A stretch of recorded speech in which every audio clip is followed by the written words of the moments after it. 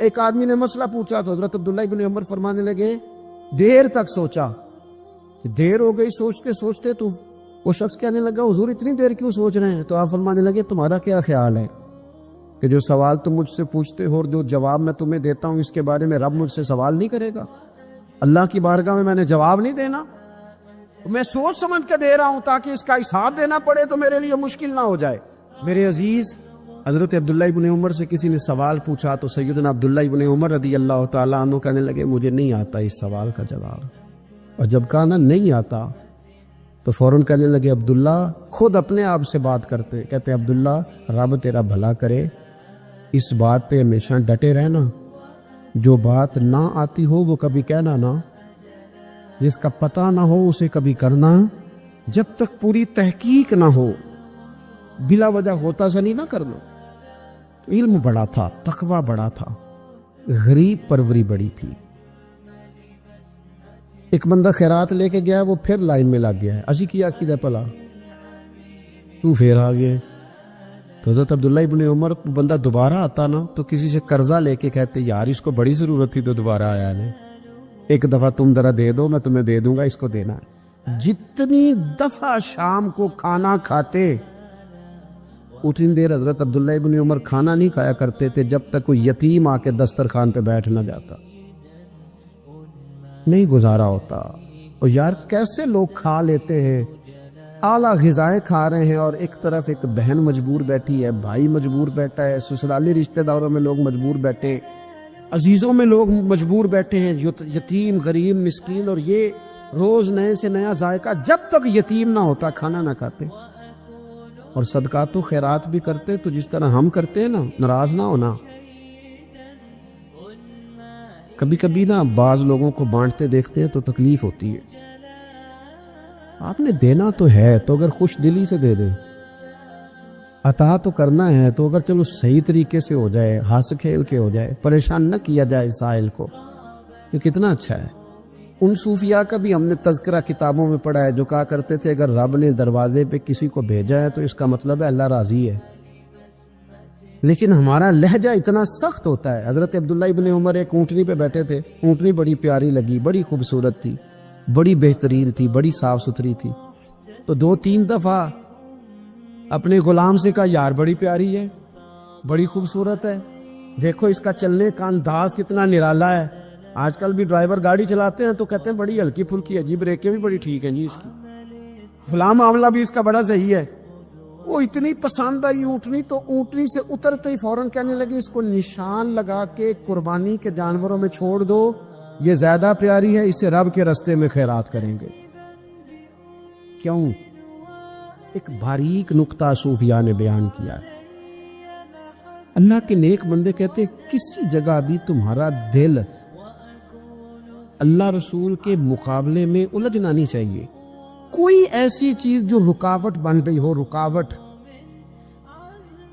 وہ کیا کہتے ہیں کچرا آ گیا ہے، اس کچرے کو لوگ ٹھیک نہیں کرتے، کہتے نکال دو تاکہ معاملہ صحیح رہے۔ ایک چھوٹا سا باریک سا ہلکا سا دھاگے کی طرح کا ایک ٹکڑا اگر کسی وقت گوشت کا آپ کے دانت میں الجھ جائے نا، وہ سارا ذائقہ تباہ کر دیتا ہے۔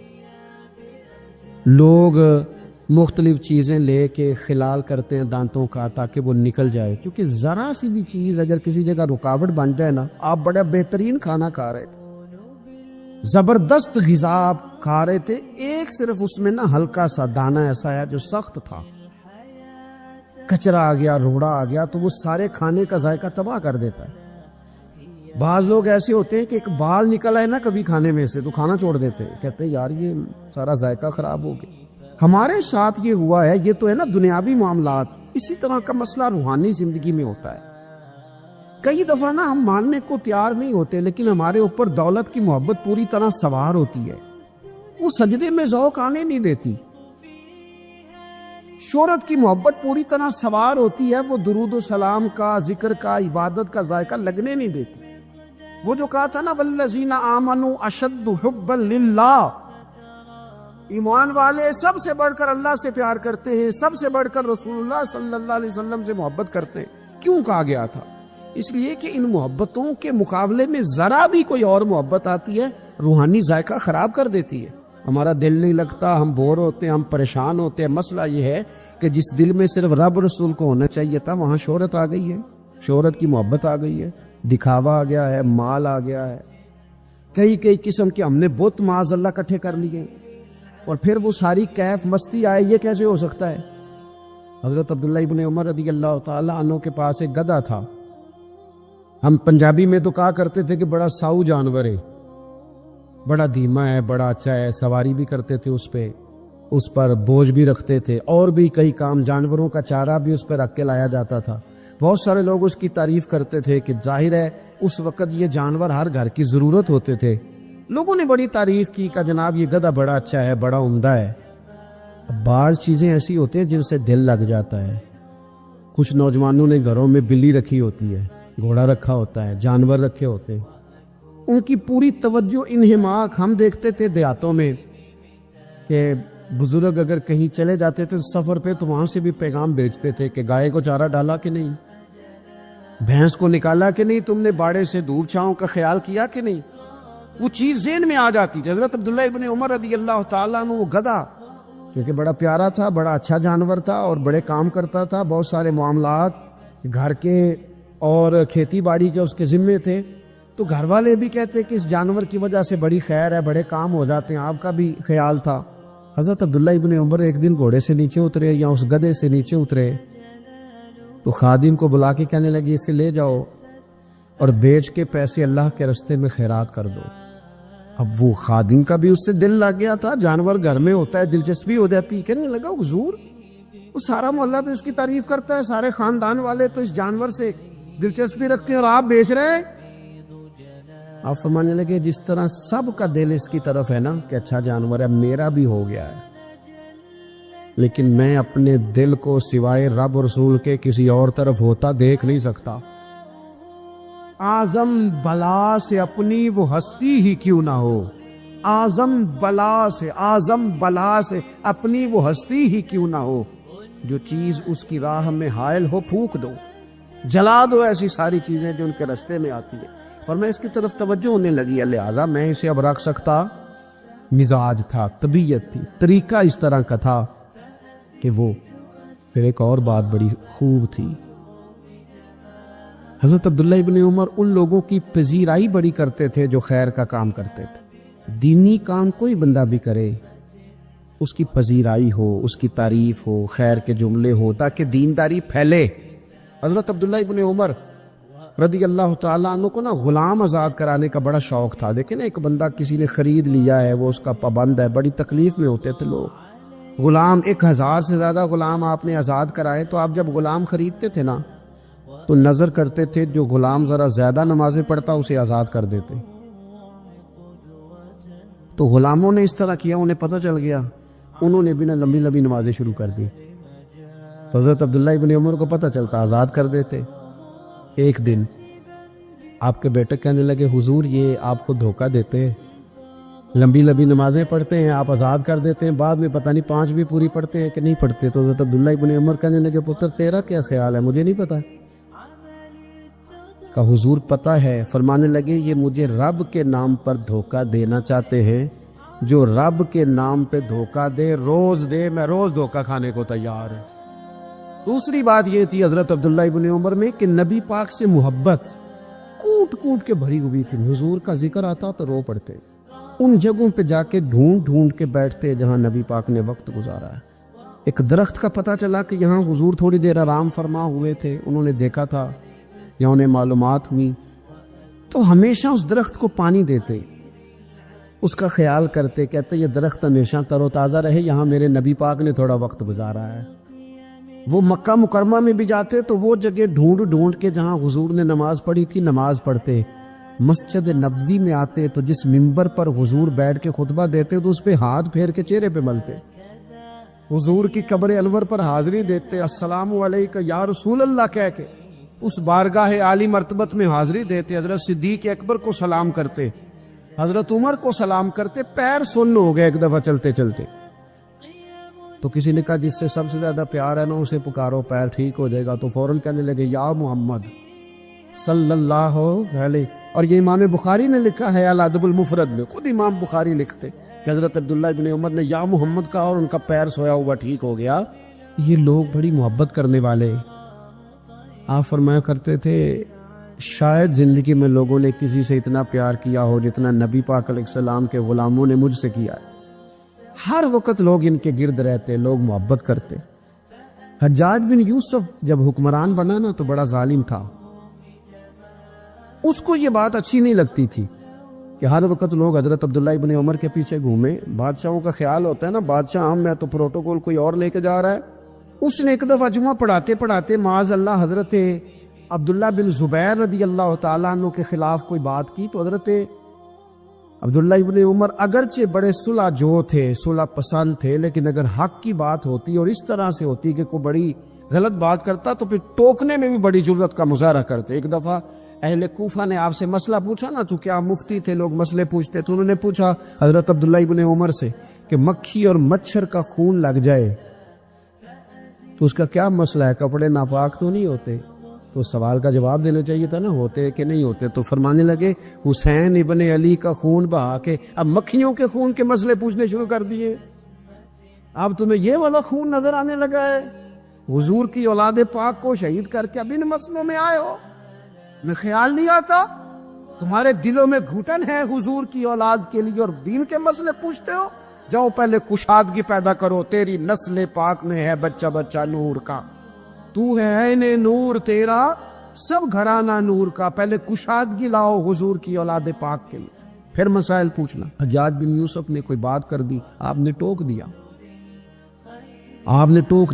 تو پھر حجاج نے سازش کی. اوہو، اللہ والوں کے خلاف جو سازشیں ہوتی ہیں بڑی گہری ہوتی ہیں، بڑی سخت ہوتی ہیں، بڑے جال بنے جاتے ہیں، بڑا حسد کیا جاتا ہے، بڑی تکلیف دی جاتی ہے. اللہ قرآن میں کہتے ہیں محبوب یہ لوگ تجھ سے حسد کرتے، حسد من عند انفسہم، ان کے دلوں میں تیرے لیے حسد ہے.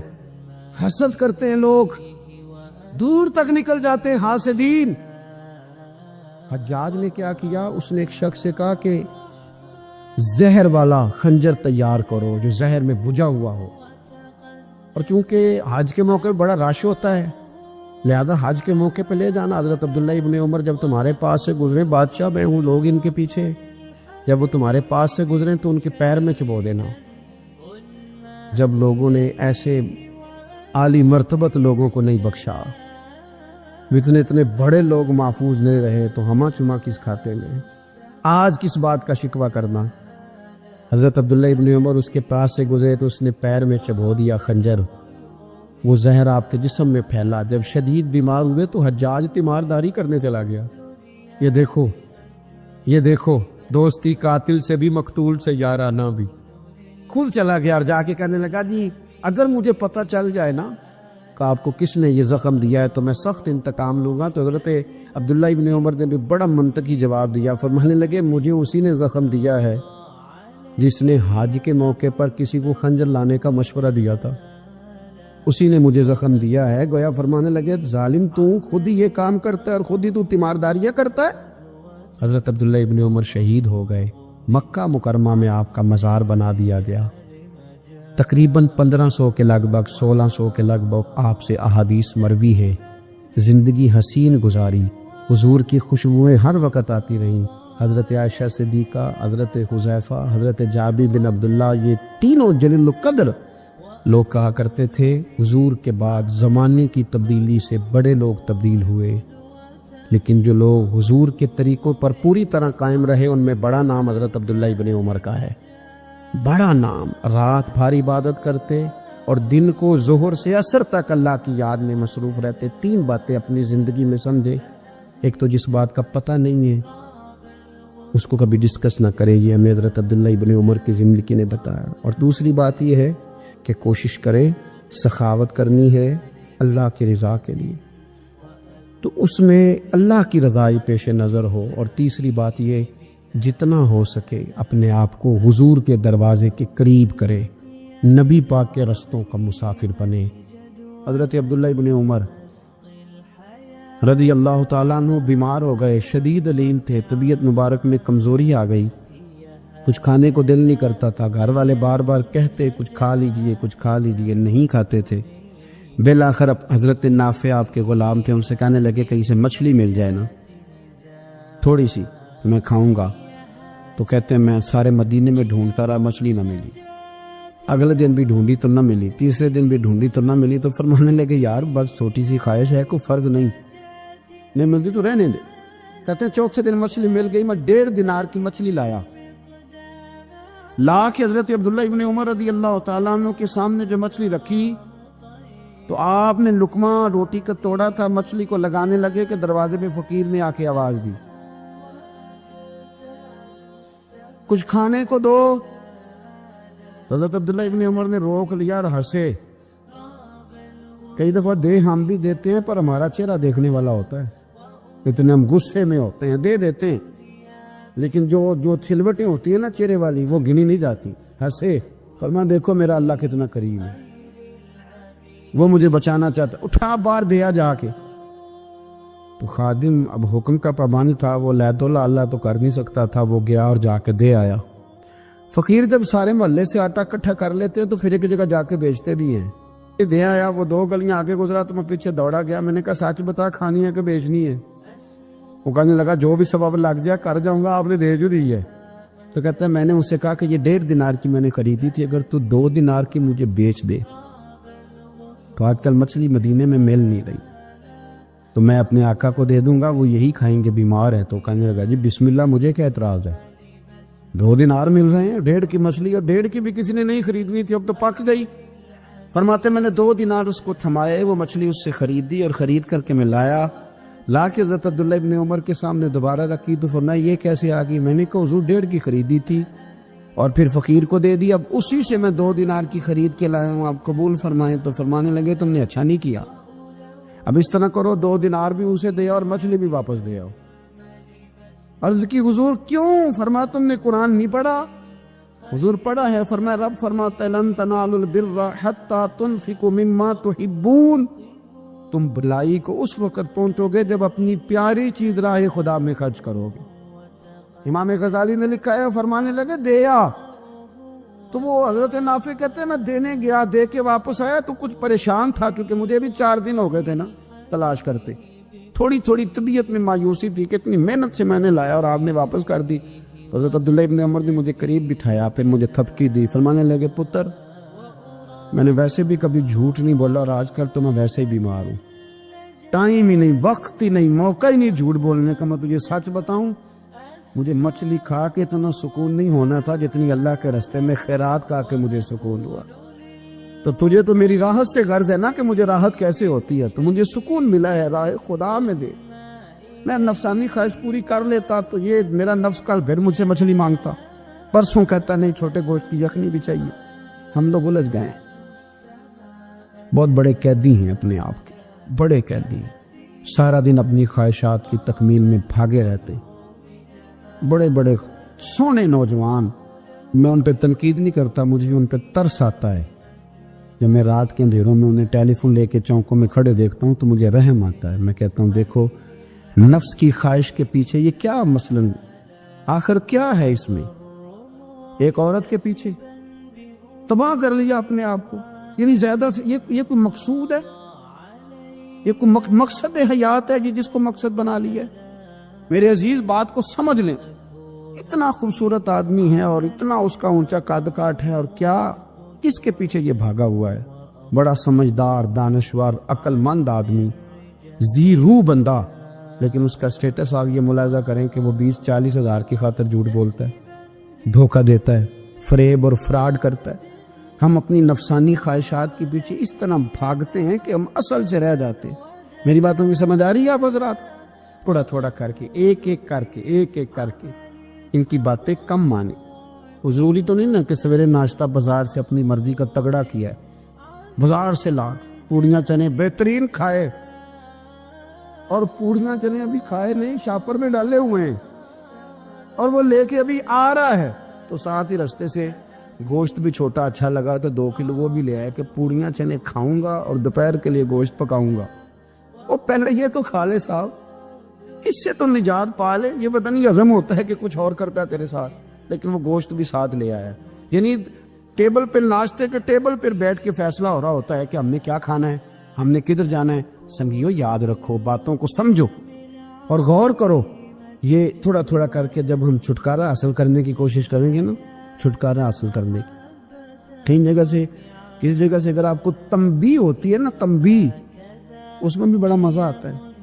اس میں بڑا, ہمارے ایک بزرگ تھے تو ایک دن نا میں گیا تو کہنے لگے الحمدللہ آج میں بڑے سکون میں ہوں. میں نے کہا جی وہ کیا ہوا؟ کہنے لگے میں اپنے آپ کو بڑا پیر صاحب سمجھنے لگ گیا تھا.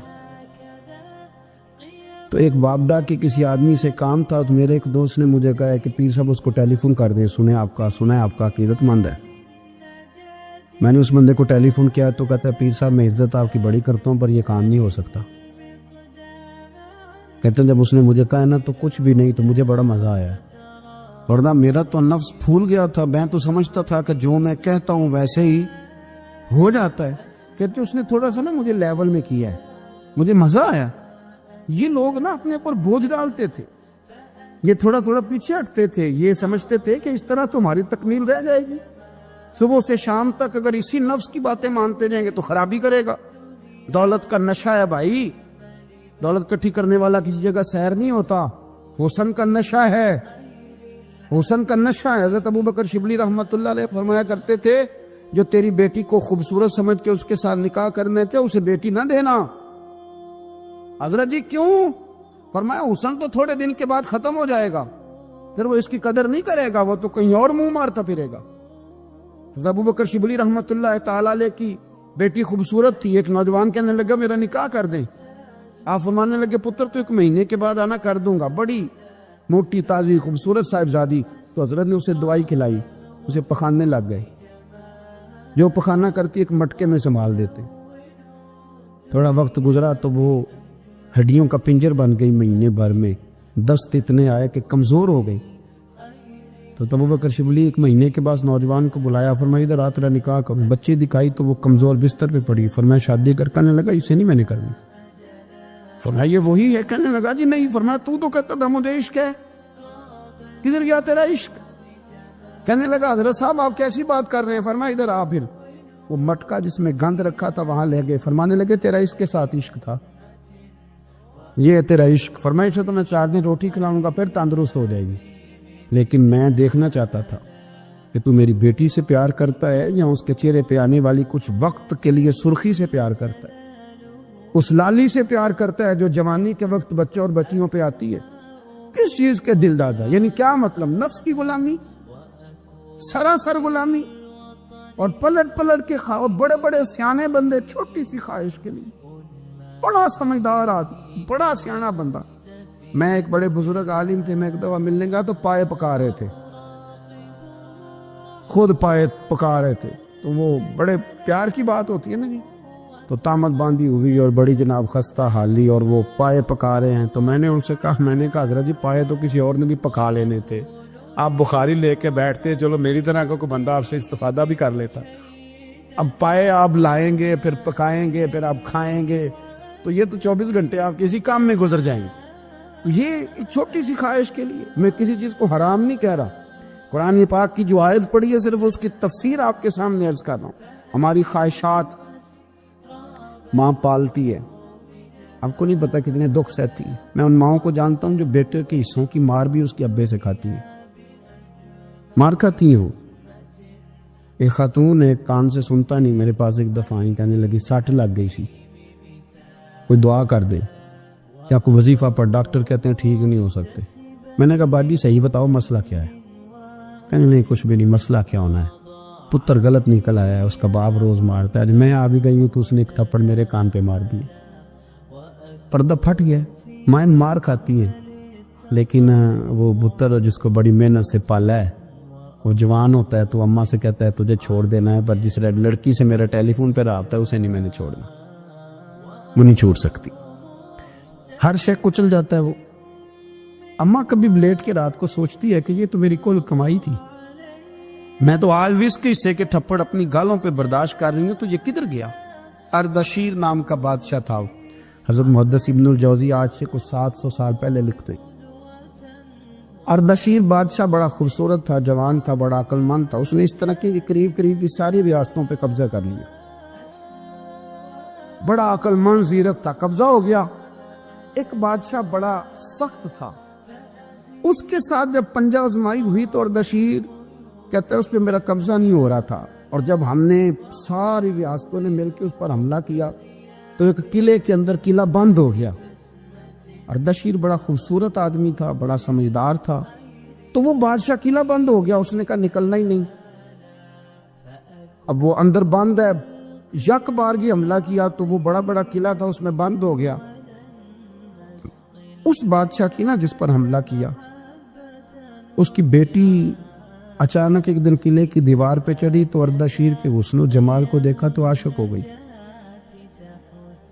اور اپنے ہی باپ کے خلاف اسے کہنے لگی کہ اگر تو میرے ساتھ شادی کا وعدہ کرے نا تو میں تجھے رستہ بتاتی ہوں حملہ کرنے کا. اس نے کہا میرا وعدہ رہا، تو رستہ بتا. اس نے رستہ بتایا اس لڑکی نے، اور بادشاہ نے حملہ کیا تو اس کا باپ قتل کیا، اس علاقے پہ قبضہ کیا شادی کے وعدے پر. ہاں نفسانی خواہش بندے کو اندھا کر دیتی، نہیں سمجھ آتی اس کو میں کدھر جانا، اندھا کر دیتی. حملہ کیا، اور جب اس لڑکی کو لے کے آیا نا اپنے محل میں تو پہلے دن شادی کی پہلی رات تھی تو بستر بچھایا کنیز نے، تو وہ کبھی کروٹ ادھر بدلتی کبھی ادھر بدلتی. تو بادشاہ کہنے لگا کیا ہے؟ کہنے لگی بستر میں کچھ ہے، مجھے تکلیف دے رہی. اس نے چراغ جلائے اور جب بستر اٹھایا تو ایک اتنا سا دھاگا نکلا. دھاگے سے عموماً تکلیف نہیں ہوتی. تو اس نے کہا تو اتنی نرم و نازک ہے کہ دھاگا. کہنے لگی میرا باپ نا میرے ساتھ اتنا پیار کرتا تھا کہ روز میرا بستر بھی خود بچھاتا تھا، اور اس نے آلہ رکھا ہوا تھا، وہ ناپتا تھا کہ کوئی پایا اونچا نیچا تو نہیں، میری بیٹی کا بیلنس سوتے وقت خراب نہ ہو جائے. اور میرے لیے گوشت اور کپڑے بھی خود پسند کر کے لاتا تھا، کھانے پینے کا خود خیال کرتا تھا. اردشیر کہنے لگا اچھا وہ اتنا پیار کرتا تھا، اور پھر تو نے اس کے ساتھ کیا کیا؟ کہنے لگا بلاؤ کنیزوں کو بلایا، فرمایا اس کو اٹھاؤ اور جلاد کے پاس لے جاؤ. اسے کہو کہ اس کے بال ایک گھوڑے کے ساتھ باندھے، پیر دوسرے گھوڑے کے ساتھ باندھے، اور ایک گھوڑا ادھر بھگا دے کدھر بھگا دے. یہ جس کے باپ نے اتنا پیار کیا یہ نفس کی اتنی غلام ہے کہ اس کی وفادار نہیں رہی تو میری وفادار کیسے بنے گی؟ جس نے اتنے نازوں سے پالا کہ دھاگا ہی سے برداشت نہیں. او یارو یاد رکھو، اگر نفس کی غلامی کرو اور بڑے بڑے وفاداروں کو چھوڑ کے غلامی کرو تو پھر کہو وفادار مل جائیں. کوئی بول اب لڑا نہ بول بیٹھی ان دے خصم ناراض بڑ بولیاں دے، کہاں سر کھائے تے بل ٹھنڈ پائے. بڑے فرق نہیں سجنا بولیاں دے، جڑیاں خصماں دی وچ رضا وسن، پاگ جاگ جاندے انہاں گولیاں دے. آپ ادلیاں نو سردار پین تکے تے شرما والیاں نو چوٹے ڈولیاں دے. اپنے نفس کے پیچھے چلو گے تو یہ تباہی ہے. جب ہم نے کسی سے وفا نہیں کی تو یہ کیا امید ہوئی کہ دنیا ہم سے وفا کرے گی؟ اللہ رسول کی مرضی کے مطابق اصول پسند زندگی بنائیں. ایک شخص سے گناہ ہو گیا، حد لگ گئی ان پر، اور وہ انتقال کر گئے.